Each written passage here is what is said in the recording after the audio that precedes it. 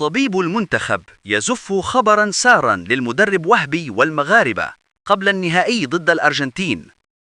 فقد عبر الطاقم الطبي للمنتخب الوطني لكرة القدم ومدربه محمد وهبي عن ارتياحهم بعد تحسن الوضع الصحي للاعب ياسين جسيم الذي تعرض لإصابة خلال المباراة التي فاز فيها المنتخب المغربي على فرنسا بالضربات الترجيحية ضمن نصف نهائي كأس العالم للشباب المقامة في الشيلي.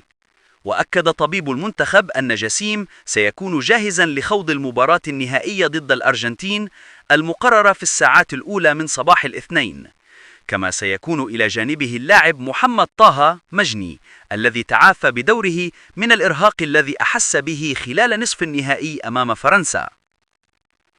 وفي سياق آخر، كشفت مصادر إعلامية أن لاعب المنتخب المغربي ياسين جسيم البالغ من العمر 19 سنة رفض عرضا من نادي فنربخشة التركي خلال فترة الانتقالات الشتوية المقبلة رغم العرض المالي المغري الذي قدمه النادي.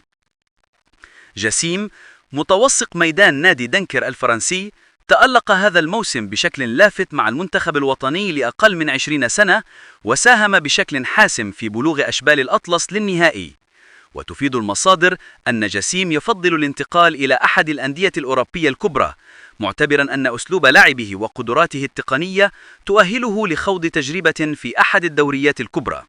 وتحظى موهبة جسيم باهتمام واسع من عدة أندية أوروبية بارزة، من بينها أولمبيك مارسيليا الفرنسي وكلوب بروج البلجيكي، إضافة إلى أندية إيطالية أبدت اهتماما متزايدا بخدماته خصوصا بعد تألقه في كأس العالم، حيث سجل هدفين أمام إسبانيا والولايات المتحدة ونال جائزة رجل المباراة ضد إسبانيا والبرازيل.